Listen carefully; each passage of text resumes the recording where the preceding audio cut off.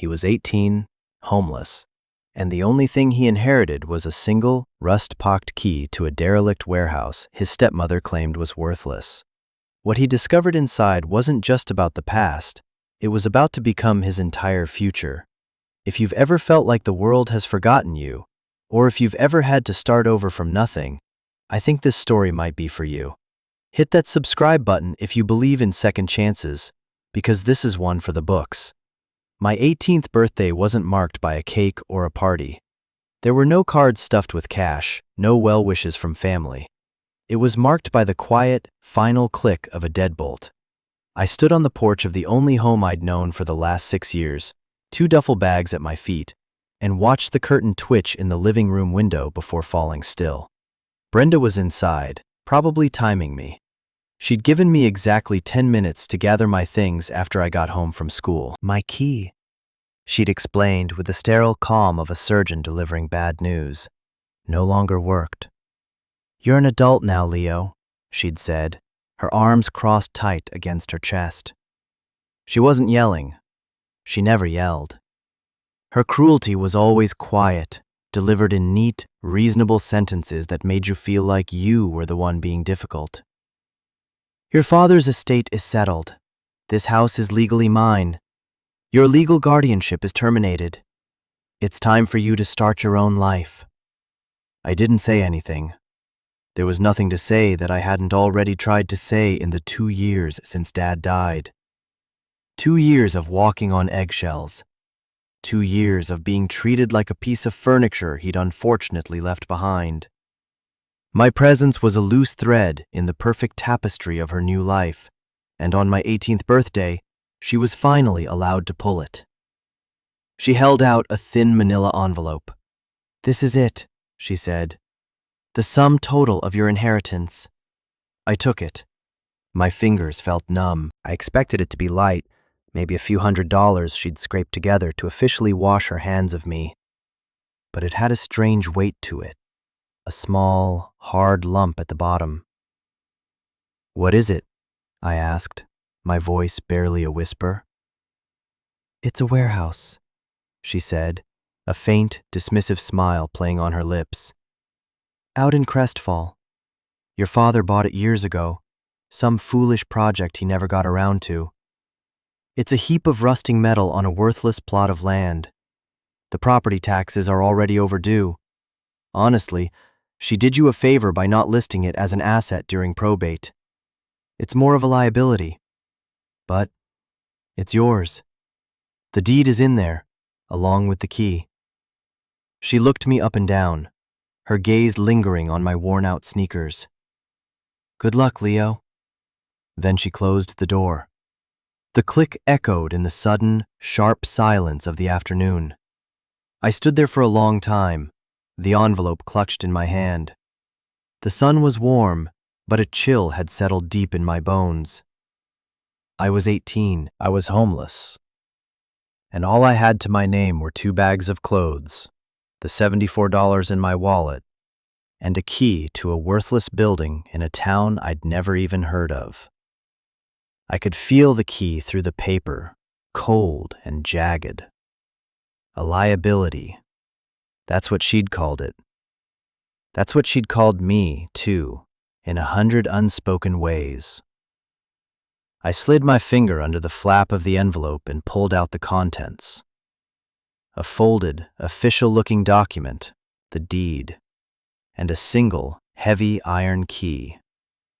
It was old, the kind you see in movies, with a complex, toothy bit and a simple, round head. It felt ancient, like it belonged to a castle or a dungeon, not a warehouse. Crestfall. I pulled out my phone, my hands shaking slightly, and typed the name into a map search. It was 150 miles east. A tiny dot in a sea of green and brown, nestled in the foothills of mountains I'd only ever seen from a distance. A bus ticket would cost me $40. I looked back at the house. The perfect lawn, the manicured rose bushes, the gleaming windows. It was a life I had no part in anymore. It had never really been my home, not since Dad was gone. It was just a place I was allowed to stay. I took a deep breath, the air tasting of cut grass and finality. I had $34 left, a key, and a destination. It wasn't a plan. It wasn't even a hope. It was just a direction. West was the ocean. South was the city. North was more suburbs. East was Crestfall. East was the only thing that was mine. I shouldered my bags, the weight of everything I owned settling on my back, and started walking toward the bus station. I didn't look back. There was nothing there for me to see. The bus ride was a long, rumbling journey into a part of the state I didn't know existed. For the first hour, the landscape was familiar. Strip malls giving way to sprawling suburbs, a concrete and asphalt tapestry I knew by heart. But then, the buildings started to thin out. The 4-lane highways bled into 2-lane country roads. Houses were replaced by barns, manicured lawns by overgrown fields. The world outside my window grew quieter, older. I leaned my forehead against the cool glass, the vibration of the engine a constant hum in my skull. Every mile put more distance between me and Brenda, between me and the life that had just ended. It should have felt liberating, like an escape. It just felt empty. I reread the deed. The legal language was dense, but the basics were clear. A single parcel of land, zoned for industrial use, with one structure. My father's name was listed as the original purchaser, with the property transferred to me, Leo Vance, upon his reaching the age of majority. It was all coldly official. There was nothing of my father in the sterile black ink. No hint of why he would buy a place like this. My dad was an accountant, a man of spreadsheets and sensible shoes. He liked order, predictability. He fixed leaky faucets on Saturdays and did our taxes in February. He wasn't the kind of man to buy a heap of rusting metal on a whim. At least, the man I remembered wasn't. But after my mom died, and especially after he met Brenda, he'd become quieter, more withdrawn. There were long hours he spent in the garage, tinkering with things I didn't understand. Brenda hated it. "He's just wasting time on that junk," she'd complain. "He should be focusing on us, on our future." Maybe the warehouse was part of that secret world he'd built for himself. A place to store his junk, far away from her disapproving eyes. The thought made a small, hot coal of anger glow in my chest. She'd systematically erased him from the house. First his workshop in the garage became her craft room. Then his old records were boxed up and put in storage. His favorite armchair was replaced. By the end, the only picture of him left was a small one on my nightstand. And now, she was dismissing this last piece of him as a worthless liability. The bus wheezed to a stop in what I assumed was the center of Crestfall. I was the only one who got off. The station was just a covered bench on the side of a sleepy main street. The town was quiet. A few storefronts, a diner, a hardware store, a post office, looked like they hadn't changed in 50 years. The air smelled different here, cleaner, tinged with the scent of pine and damp earth from the mountains that loomed in the distance like silent green giants.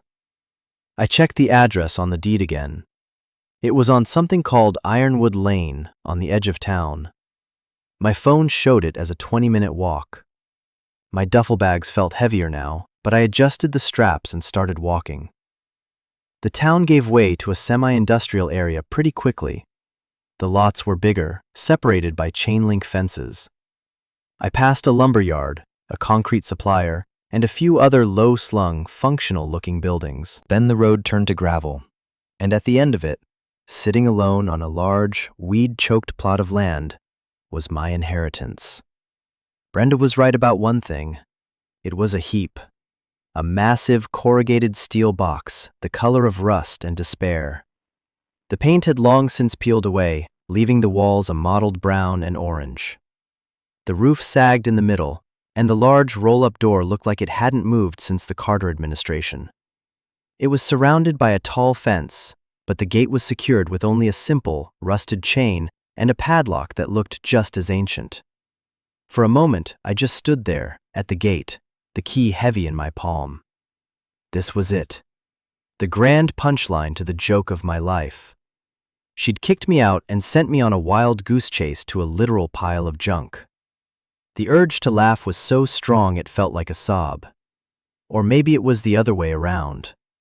I could just turn around, hitchhike back to the city, find a shelter, get a job washing dishes. Forget this place. Forget my father's last, strange gift. But my feet wouldn't move.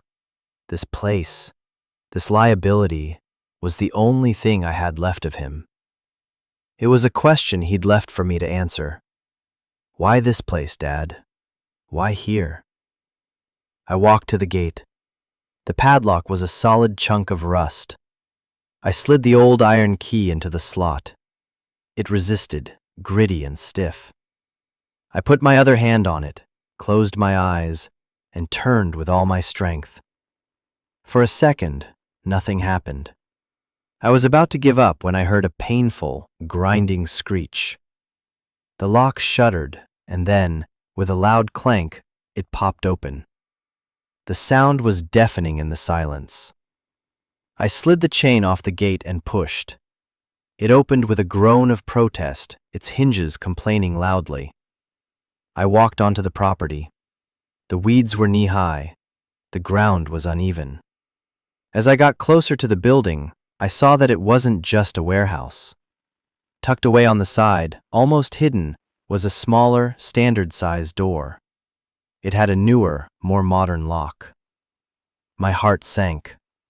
The old key in my hand was for the gate. Of course, the building itself would be locked with a key I didn't have. It was the perfect, final cruelty. I walked up to the door anyway, just to confirm. I was about to turn away when I noticed something etched into the metal frame, just above the lock. It was a small star, clumsily carved, no bigger than my thumbnail. It was the same star my dad used to doodle on everything. On napkins while he was on the phone, on the margins of the newspaper. He told me once it was his initial, for Vance, but drawn like a constellation. My constellation. A flicker of hope, small and fragile, ignited inside me. I looked at the old iron key in my hand. It was for the gate. It couldn't be for this door. But what if? I slid the key into the modern lock. It fit. It fit perfectly. I held my breath and turned. The lock clicked open with an easy, satisfying snick. I pushed the door, and it swung inward into a pitch-black space. A wave of cold, stale air washed over me, carrying the scent of dust, oil, and something else, something like time itself. I stepped across the threshold, my eyes struggling to adjust. The door swung shut behind me, plunging me into absolute darkness. The sudden blackness was disorienting, total. I froze, my heart hammering against my ribs. The air was thick and cold, heavy with the smell of concrete and decades of stillness. I could hear my own breathing, loud and ragged in the vast, silent space. My hand fumbled along the wall next to the door, searching for a light switch. My fingers brushed against a metal plate, then a small, stiff toggle. I flicked it up. Nothing. I tried again. Down. Up. Still nothing. Of course. The power would have been shut off years ago. My phone. I dug it out of my pocket, my hands clumsy in the dark. I turned on the flashlight, and a narrow, bright beam cut through the oppressive black. I swept the light across the space in front of me. The beam caught floating motes of dust, a galaxy of tiny particles suspended in the air. The floor was concrete, cracked and stained. The space was cavernous, far bigger than it had looked from the outside. The ceiling soared up into darkness, lost beyond the reach of my small light. And the warehouse was full. Not with junk, not with random boxes. It was filled with huge, hulking shapes, all draped in heavy canvas tarps, like sleeping giants. They were arranged in neat rows, with wide aisles between them. It was orderly, deliberate. My father's work. I walked down the central aisle, my footsteps echoing unnervingly in the silence. The scale of the place was overwhelming. It was like a tomb, a museum of forgotten things. I reached out and touched one of the tarps. The canvas was thick, stiff with age. I lifted a corner. Underneath was the curved, wooden flank of something. I swept my light over it. It was a boat, a beautiful vintage wooden speedboat, resting on a custom-built trailer. Its mahogany hull gleamed even under a thick layer of dust. The chrome fittings were tarnished but intact. It was a piece of art. I let the tarp fall and moved to the next shape. It was a car, a classic convertible from the 50s, with sweeping fins and a wide chrome grille. Its tires were flat, its paint job faded, but it was all there. I went from one covered object to the next, a growing sense of awe and confusion building inside me. There were vintage motorcycles, old arcade cabinets, a massive, intricate printing press, what looked like an entire dismantled diner counter made of stainless steel, and stacks of something that looked like old theater seats.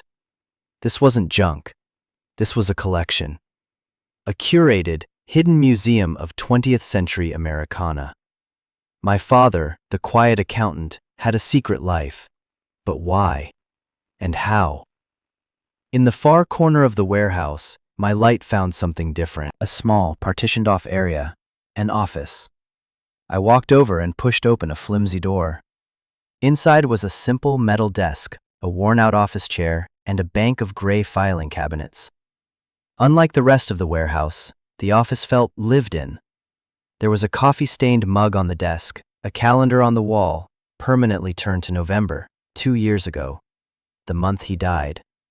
My light fell on a metal box sitting in the center of the desk. It was a simple cash box, the kind you'd buy at an office supply store, secured with a small, cheap lock. This had to be it, the explanation. I rattled the handle, but it was locked. I checked the desk drawers. They were empty, save for some dried-up pens and paper clips. I ran my hands under the desk, along the cool metal, searching. My fingers brushed against a piece of tape. I peeled it back. Taped to the underside of the central drawer was a tiny, silver key. My breath hitched. With trembling hands, I inserted the key into the lock on the box. It turned easily. I lifted the lid. Inside, there was no cash. There was only a thick, sealed envelope with my name, Leo, written on the front in my father's familiar, neat handwriting. I sat down in the dusty chair, the springs groaning in protest. The single beam from my phone's flashlight illuminated the envelope, making my name seem to glow in the darkness. This was it. A message from the dead. A final conversation I never thought I'd have. My hands were shaking so badly I could barely break the seal. I pulled out a thick stack of folded pages and began to read. The letter was dated the week before he died. The moment I saw the date, a cold dread washed over me. He knew. He must have known he was dying. The thought was a physical blow, knocking the wind out of me. I had to stop for a second, my eyes squeezed shut against the sudden burn of tears. He'd been sick for months, but he and Brenda had told me it was just a persistent flu, something he couldn't shake. They'd lied. They'd protected me from the truth, and in doing so, they'd robbed me of the chance to say goodbye. I forced myself to focus on the words, his handwriting a comforting, familiar sight in the oppressive gloom. My dearest Leo, it began. If you are reading this, then it means I'm gone. And it means Brenda has done exactly what I expected she would. I am so sorry. I am sorry for the secrets, and I am sorry for leaving you to face her alone. Please know that none of this is your fault. I had to pause again, my throat tight. I could hear his voice in the words, the quiet, gentle tone he always used with me. I know she probably told you this place was worthless, a liability. In a way, she's right. On paper, it's a money pit. The taxes are high, the building needs work. That was intentional. I needed it to look like a bad investment, something she wouldn't fight for, something her lawyers would advise her to let go of. something that would pass to you without a fuss. This place, Leo, isn't an inheritance, it's a life raft. I read on, my mind reeling. He explained that after he got his diagnosis, he knew he had to protect the things that mattered. Not for their monetary value, but for what they represented. He'd started collecting these things years ago, after my mother died. It was his way of coping, he wrote, of holding on to pieces of a world that was disappearing. Each object was a rescue. The boat was from an old lake resort being torn down. The car was rusting in a farmer's field. The arcade games were from a boardwalk arcade that was being demolished. He was a secret historian, a curator of forgotten treasures. Brenda never understood, he wrote. She sees value only in what is new, what is profitable. She would have sold all of this for scrap. She would have called it clearing out the clutter. But this isn't clutter, Leo. This is our story. Your grandfather worked at the plant that built the engine for that car. Your mother and I had our first date at the diner that used to have that counter. I wanted you to have these pieces of us, of your history. The letter went on to detail the collection, but then it shifted. But there is more here than just memories, he wrote. I knew I couldn't leave you with just a pile of beautiful, useless things. I had to leave you a future, a real one. Look at the wall behind the desk.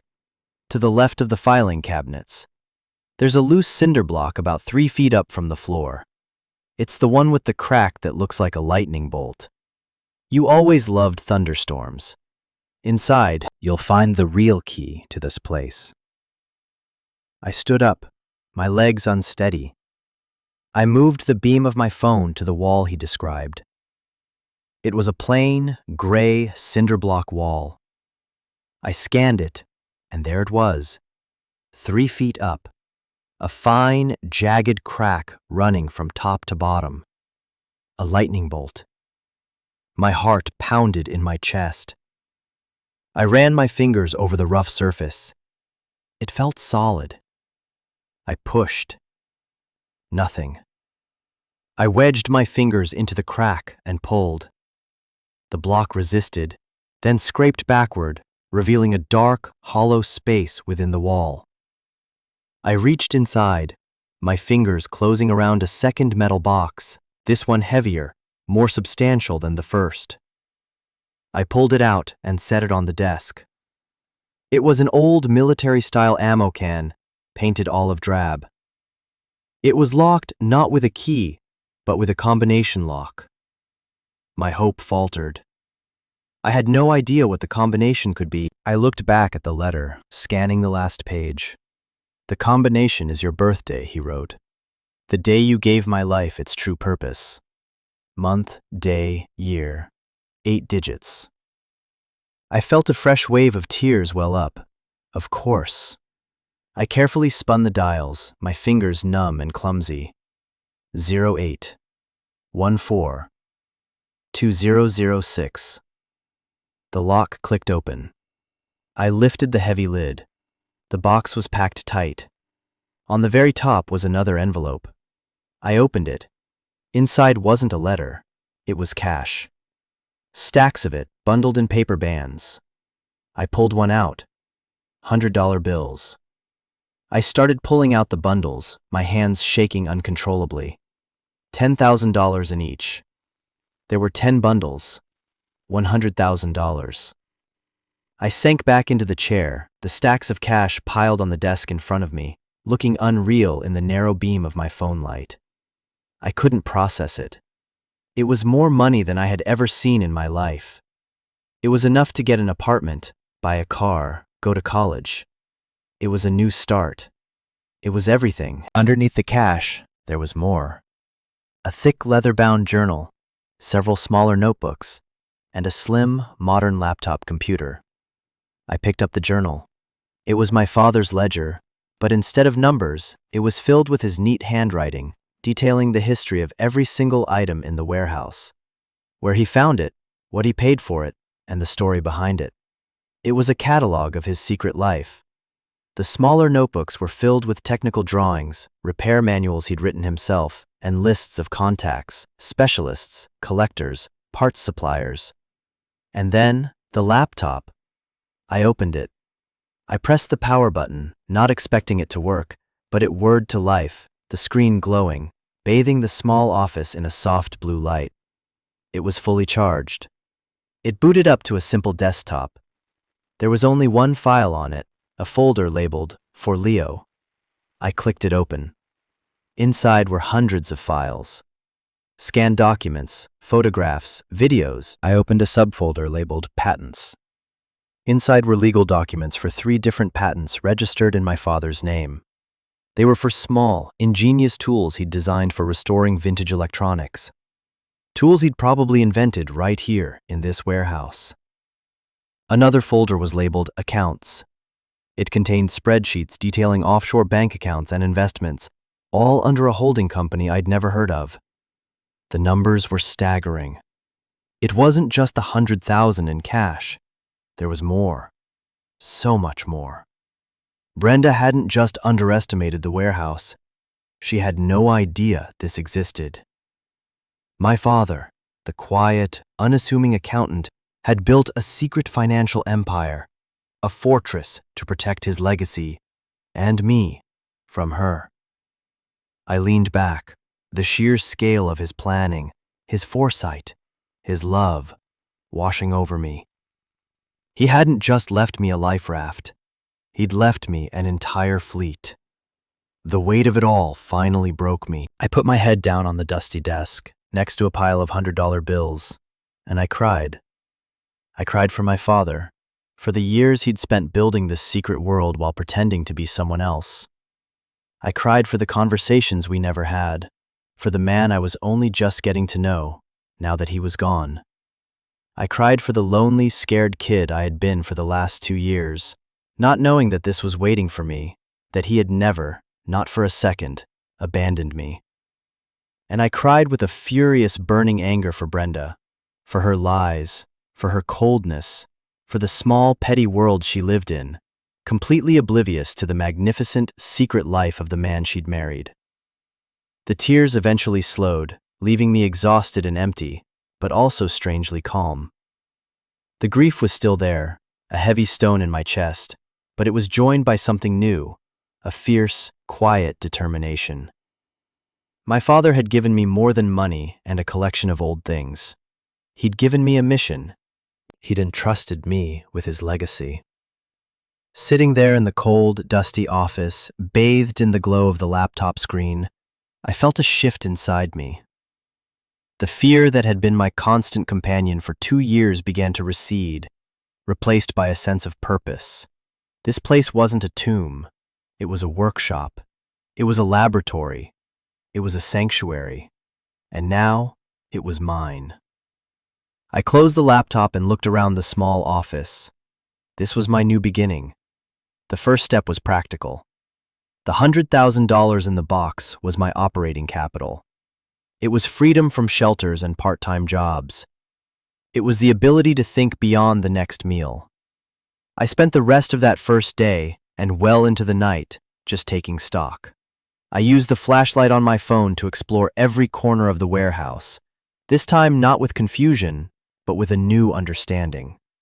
I pulled back every tarp, cross-referencing each car, boat, and machine with the entries in my father's journal. I ran my hands over the cool metal and smooth wood, feeling the history in them. These weren't just objects. They were survivors, just like me. My father's journal was my new textbook. He wrote about the art of restoration, the patience it required. He detailed his process for sourcing rare parts, for rebuilding engines, for stripping away layers of neglect to find the beauty underneath. His passion bled through every page. It was a love letter to a lost world, and a manual for how to bring it back. The next morning, I walked back into Crestfall. The town looked different in the bright sunlight, less sleepy, more peaceful. I found a small motel and paid for a week in cash. A hot shower felt like a baptism. As the grime of the last 24 hours washed away, I felt like I was shedding an old skin. I bought new clothes at the hardware store, sturdy work boots, jeans, flannel shirts. I bought a heavy-duty flashlight, work gloves, and a box of cleaning supplies. Then I went to the small diner I'd seen on Main Street. The waitress, a woman with kind eyes and a tired smile, poured me a coffee. "You new in town?" she asked. "Something like that," I said. "I just took over the old warehouse at the end of Ironwood Lane." Her eyebrows shot up. "The old Beaumont place? Hasn't anyone been in there for years? Heard it was falling apart." "It needs some work," I admitted, "but it's solid." She refilled my cup. "Well, good luck to you, kid.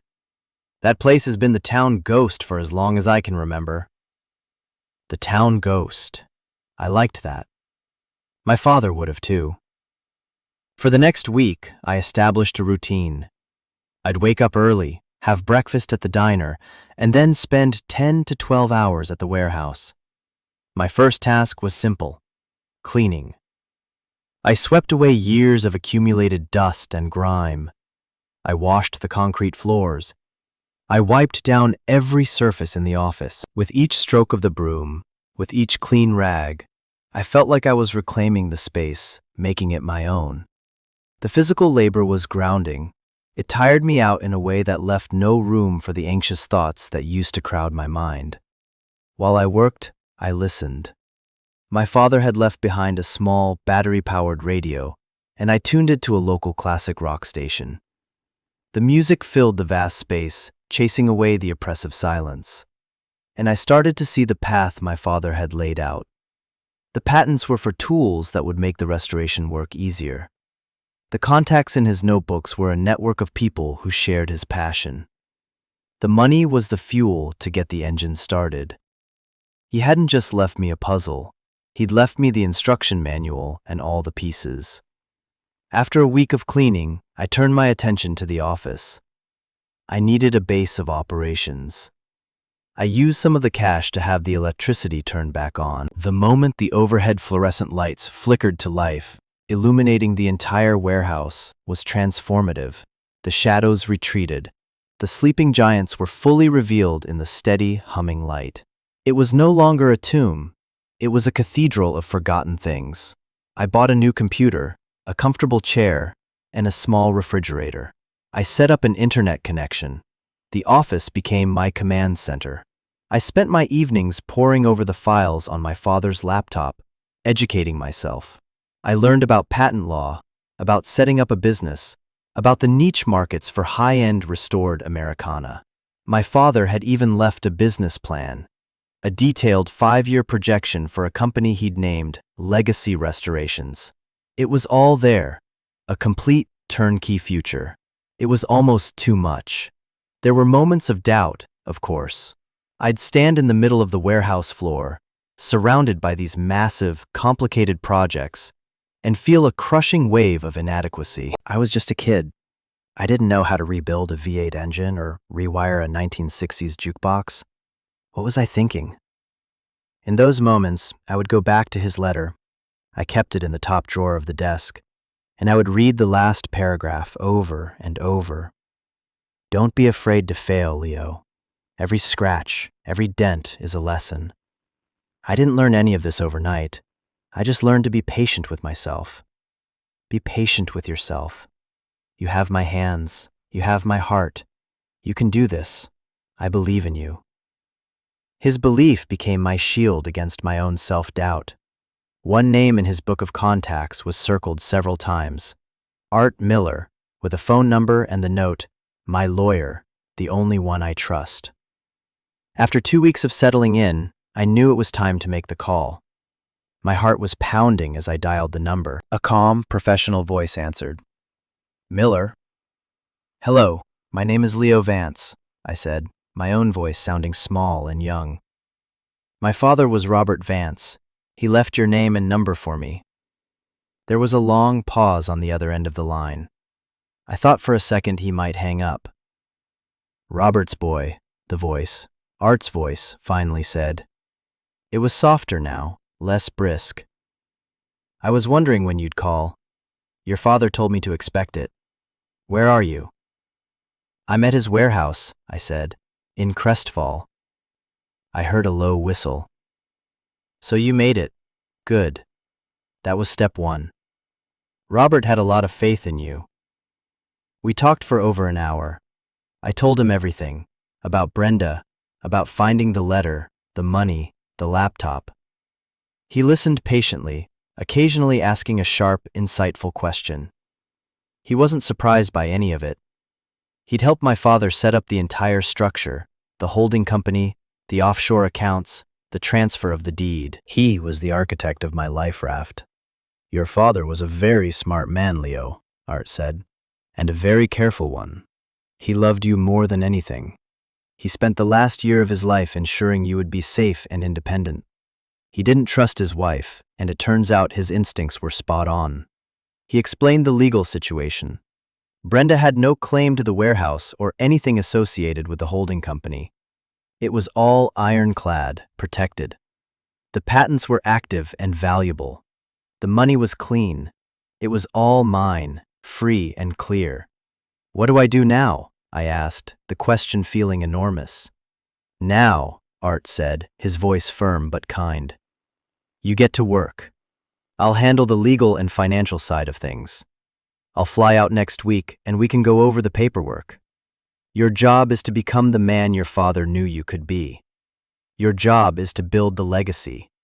His visit a week later was a whirlwind of activity. Art was a man in his late 60s, with a sharp mind and a no-nonsense demeanor, but there was a warmth in his eyes when he looked at me, and a reverence in his voice when he spoke of my father.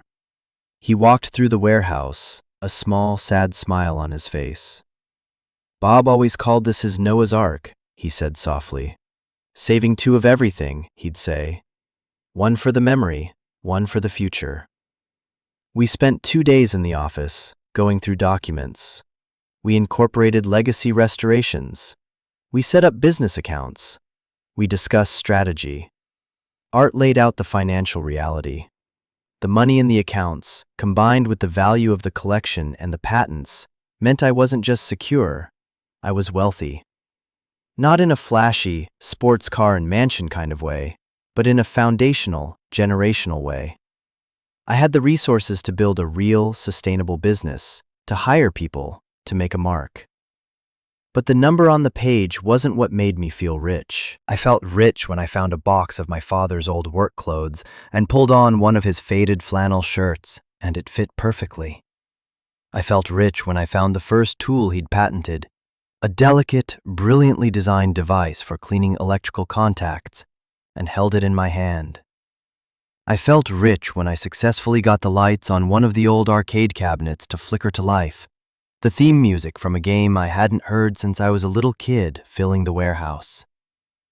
The first project I decided to tackle was one of the smaller ones, a vintage 1950s Coca-Cola machine that had sat dormant for decades. It was a rust bucket, a complicated puzzle of wiring, refrigeration coils, and mechanics. I spent a month on it, following my father's journals, ordering parts from one of the suppliers on his list, and learning through trial and error. I got frustrated.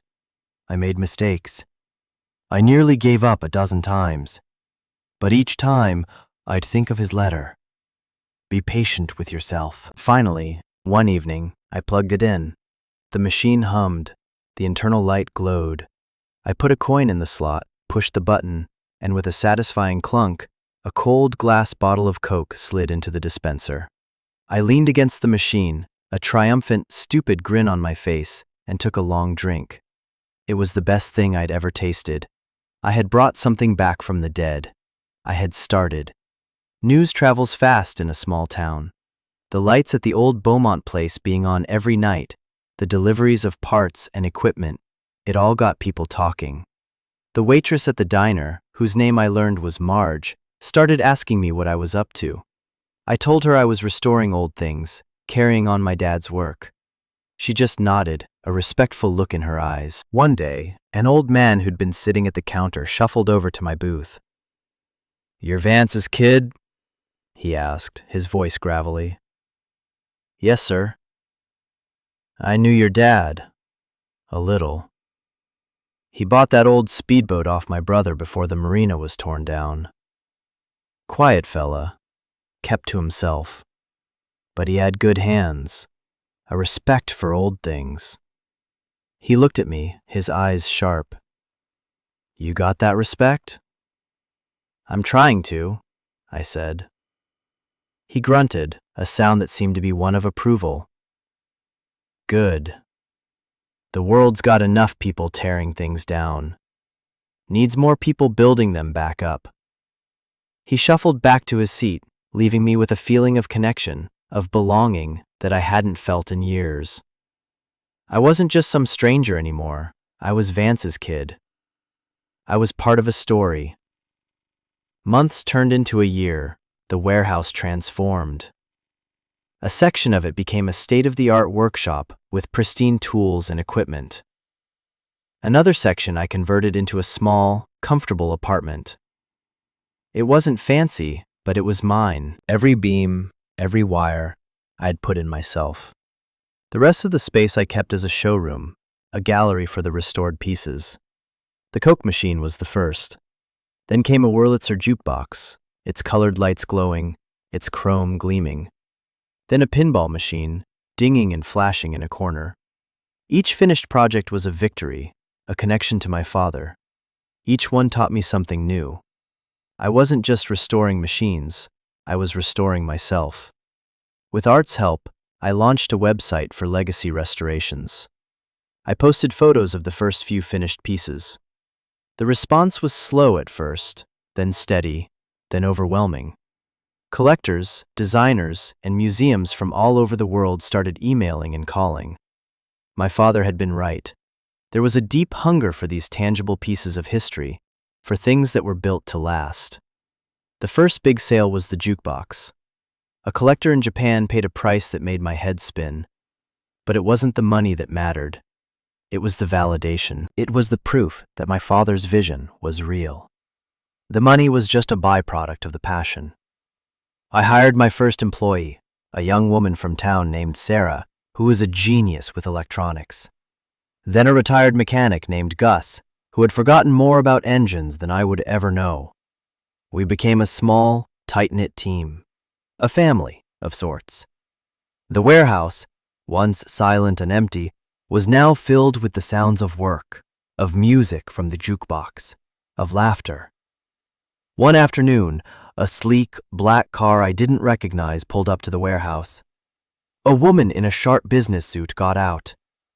It was Brenda. I hadn't seen or spoken to her since the day she kicked me out. She stood there for a moment, taking in the clean, painted building, the new sign, the landscaped entrance. Her face was a mask of confusion. I walked out to meet her, my heart calm, my hands steady. I wasn't that scared kid on the porch anymore. "Leo?" she said, her voice uncertain. "What is all this?" "This is my business," I said simply. "My inheritance." Her eyes narrowed. She had clearly heard rumors, seen the article about my company in a design magazine, or had a lawyer trace my success. She was here for a piece of it. "Your father left you a pile of junk," she said, the old dismissiveness creeping back into her voice. "I saw the probate files. This has to be from something else." "He was smarter than you ever gave him credit for," I said. There was no anger in my voice, just a quiet statement of fact. He left me everything that mattered. She started to talk about lawyers, about how she was entitled to half of his hidden assets, about how I had deceived her. I just listened. When she was done, I shook my head. "It's all protected, Brenda. Art Miller made sure of that. There's nothing for you here." I saw a flash of real fury in her eyes then, the ugly, grasping desperation of someone who had fundamentally misunderstood the value of everything and everyone around her. She saw a fortune she'd been cheated out of. She couldn't see the real treasure. She couldn't see the love, the planning, the legacy. She just saw the money. "You'll be hearing from my lawyers," she hissed. "I'm sure I will," I said, and then I turned and walked back into my workshop, back to my life, leaving her standing alone in the gravel driveway. That was the last I ever saw of her. Her legal challenges went nowhere, just as Art had promised. They were a nuisance, an echo from a life that was no longer mine. My life was here, in Crestfall. It was in the smell of sawdust and solder. It was in the satisfaction of a perfectly restored machine. It was in the quiet evenings I spent in my apartment, reading my father's journals, feeling his presence not as a ghost, but as a guide. I finally understood what he meant. He hadn't just left me money or a business. He had left me a purpose. He had taught me that the most valuable things are not the ones that are easily bought, but the ones that are painstakingly built, cared for, and brought back to life. He taught me that being rich has nothing to do with the number in your bank account, and everything to do with having a place to call home, work that you love, and a story that is yours to tell. The warehouse isn't a liability. It's the heart of my world. It's a testament to a quiet man's extraordinary love for his son. It's the legacy he built for me, and the one I will spend the rest of my life building for him. And that feeling, that purpose, is worth more than any fortune. It's a truth I had to be kicked out to discover, a home I had to be made homeless to find. And for that, in a strange and complicated way, I will always be grateful. This whole journey taught me that inheritance isn't just about what's left to you, but what's left in you. My father left me his resilience, his passion, his quiet strength. And that's a fortune that can never be spent. If you've made it this far, thank you for listening. This story is deeply personal, and sharing it feels like I'm honoring my father's memory in a new way. I know so many of you have your own stories of loss, of starting over, of finding strength you never knew you had. This channel is for you. It's a community for people who understand that the hardest parts of our lives are often what make us who we are. If this resonated with you, please consider subscribing. And I'd love for you to share in the comments, what's an inheritance, tangible or intangible, that has shaped your life? I read every single one, and your stories matter. You're not alone. We're building this legacy together.